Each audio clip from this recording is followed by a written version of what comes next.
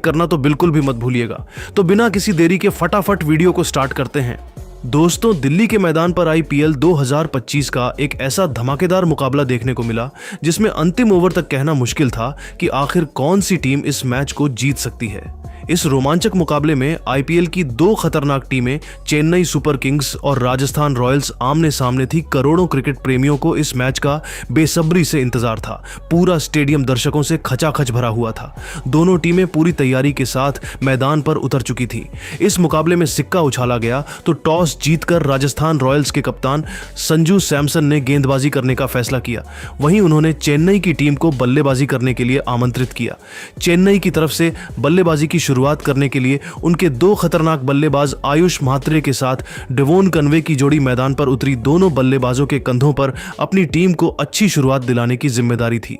वहीं राजस्थान की तरफ से पहले ओवर में गेंदबाजी करने के लिए आए तुषार देशपांडे की पहली गेंद पर आयुष ने सिंगल लेकर अपनी टीम का खाता खोला। अब स्ट्राइक पर कनवे आ चुके थे। ओवर की दूसरी गेंद पर उन्होंने दौड़कर 2 रन बटोर लिए और स्ट्राइक अपने पास ही रखा। तीसरी गेंद पर उन्होंने शानदार चौका लगाकर इस पारी का पहला बाउंड्री लगा दिया। लेकिन इसके बाद तुषार देशपांडे ने शानदार गेंदबाजी किया और अंतिम 3 गेंद पर उन्हें चकमा दे दिया। पहले ओवर में चेन्नई का स्कोर 7 रन ही बन सका।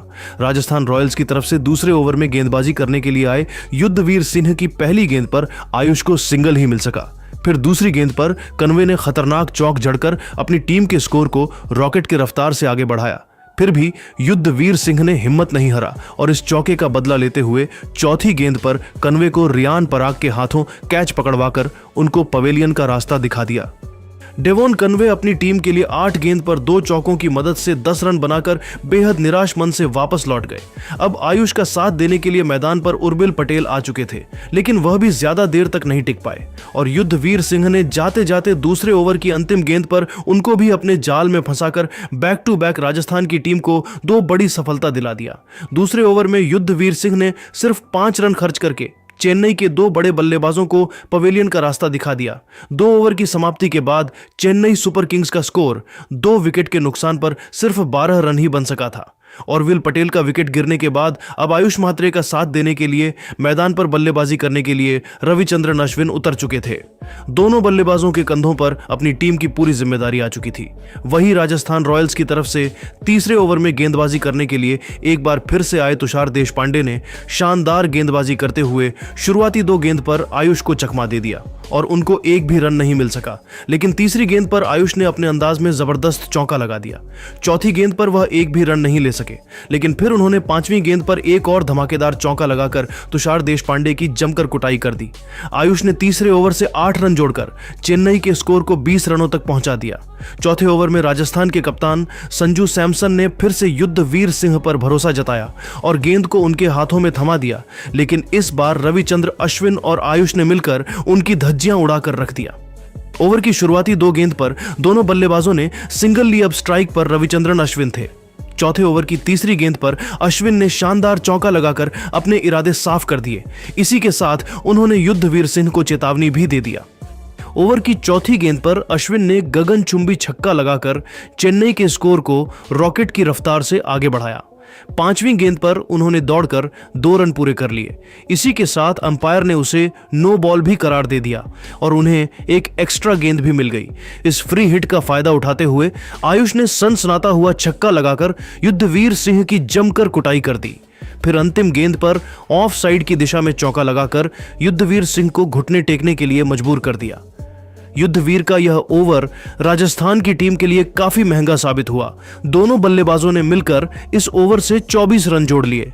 4 ओवर की समाप्ति के बाद चेन्नई सुपर किंग्स का स्कोर 2 विकेट के नुकसान पर 44 रनों तक पहुंच गया था। दोनों बल्लेबाज मैदान पर पूरी तरीके से सेट हो चुके थे और तेजी से रन बटोरते हुए अपनी टीम के स्कोर को आगे बढ़ा रहे थे।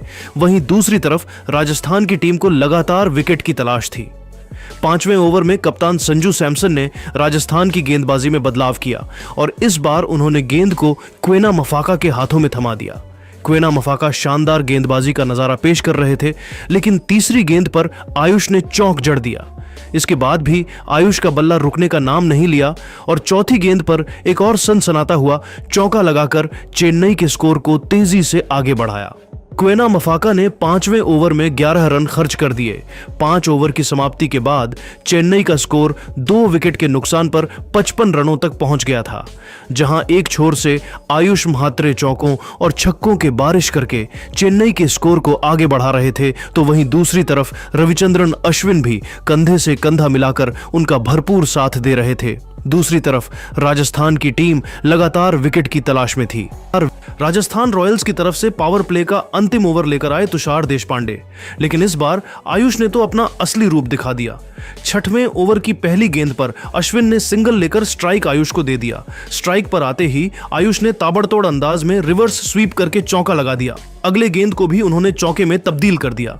इसके बाद भी उनका बल्ला रुकने का नाम नहीं लिया और चौथी गेंद पर भी चौका लगाकर तुषार देशपांडे को खून के आंसू रोने के लिए मजबूर कर दिया।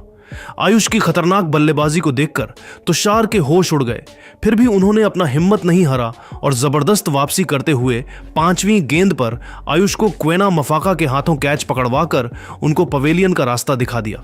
इस तरीके से आयुष म्हात्रे की तूफान पारी का अंत हुआ। आयुष ने 16 गेंद पर 31 रनों का योगदान दिया था। अपने इस बल्लेबाजी के दौरान उन्होंने 5 चौका और एक गगनचुंबी छक्का लगाया था, लेकिन रविचंद्रन अश्विन अभी भी मैदान पर डटे हुए थे और उनके साथ देने के लिए अब मैदान पर उतरे रविंद्र जडेजा। दोनों बल्लेबाजों के कंधों पर बड़ी जिम्मेदारी आ चुकी थी। तुषार देशपांडे ने 6वें ओवर से 13 रन जरूर खर्च किए, लेकिन उन्होंने आयुष के रूप में बड़ी सफलता अपनी टीम को दिल दिया। 6ठे ओवर की समाप्ति के बाद चेन्नई का स्कोर 3 विकेट के नुकसान पर 68 रन बन पाया। पावर प्ले की समाप्ति के बाद राजस्थान की गेंदबाजी में कप्तान संजू सैमसन ने फिर से बदलाव कर दिया और उन्होंने गेंदबाजी करने के लिए वानिंदु हसरंगा को बुला लिया।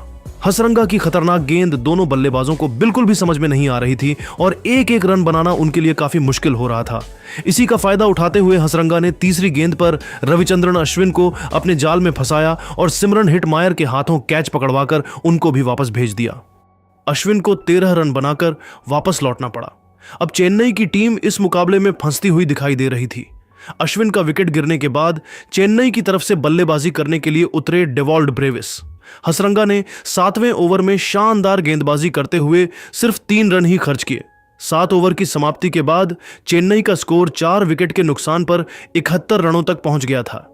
चेन्नई की टीम को एक बड़ी साझेदारी की जरूरत थी, वहीं राजस्थान के गेंदबाज लगातार विकेट गिराने की फिराक में थे। 8वें ओवर में कप्तान संजू सैमसन ने रणनीति बनाई और विकेट की तलाश में गेंदबाजी करने के लिए युद्धवीर सिंह को भेज दिया, लेकिन डेवॉल्ड ब्रेविस ने पहले ही गेंद पर शानदार चौका लगाकर राजस्थान के सारे रणनीतियों पर पानी फेर दिया। फिर दूसरी गेंद पर उन्होंने दौड़कर 2 रन बटोर ली और स्ट्राइक अपने पास ही रखा, क्योंकि वह चाहते थे कि ज्यादा से ज्यादा गेंद खुद ही खेलें। तीसरी गेंद पर उनको सिंगल ही मिल सका और स्ट्राइक पर रविंद्र जडेजा आ चुके थे। रविंद्र जडेजा बड़ा शॉट खेलने के चक्कर में गेंद को ध्रुव जुरैल के हाथों में मार बैठे। जडेजा अपनी टीम के लिए मात्र 1 रन का योगदान ही दे सके। इस तरीके से चेन्नई के 5 बड़े बल्लेबाज ड्रेसिंग रूम की तरफ लौट चुके थे। रविंद्र जडेजा के वापस लौट के बाद अब ब्रेविस का साथ देने के लिए मैदान पर उतरे शिवम दुबे।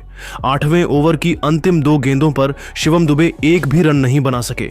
इस तरीके से युद्धवीर सिंह ने अपनी गेंदबाजी के जाल में चेन्नई के गेंदबाजों को फंसा कर रखा और 8वीं ओवर से 7 रन ही बनने दिया। 8 ओवर की समाप्ति के बाद चेन्नई का स्कोर 5 विकेट के नुकसान पर 78 रन बन पाया। 9वें ओवर में राजस्थान की तरफ से क्वेना मफाका गेंदबाजी कर रहे थे। शिवम दुबे और डेवॉल्ड ब्रेविस ने मिलकर इस ओवर से 11 रन बटोर लिए, जिसमें ब्रेविस का एक छक्का शामिल था। फिर 10वें ओवर में गेंदबाजी करने के लिए राजस्थान की तरफ से रियान पराग आ चुके थे। रियान शानदार गेंदबाजी का नजारा पेश कर रहे थे, तभी चौथी गेंद पर ब्रेविस ने लेग साइड की दिशा में चौका लगा दिया। फिर अगली गेंद पर उन्होंने 87 मीटर का लंबा छक्का लगाकर चेन्नई के स्कोर को रॉकेट की रफ्तार से आगे बढ़ाया। दोनों बल्लेबाजों ने मिलकर 10वें ओवर से 13 रन जोड़ते हुए चेन्नई के स्कोर को 100 रनों के पार पहुंचा दिया। दोनों बल्लेबाज मैदान पर मजबूती के साथ अपना पर जमा चुके थे और उनके बीच बड़ी साझेदारी पनपती हुई दिखाई दे रही थी। 11वें ओवर में युद्धवीर सिंह की दूसरी गेंद पर ब्रेविस ने गगनचुंबी छक्का लगा दिया। फिर चौथी गेंद पर सिंगल लेकर स्ट्राइक शिवम दुबे को दे दिया। स्ट्राइक पर आते ही शिवम ने जबरदस्त चौका लगाकर युद्धवीर की तगड़ी कुटाई कर दी। 12वें ओवर में संजू सैमसन ने गेंद को आकाश मधवाल के हाथों में थमा दिया, जिनका स्वागत शिवम दुबे ने दूसरी गेंद पर चौका लगाकर किया। फिर दोनों बल्लेबाजों ने मिलकर इस ओवर से 14 रन बटोर लिए।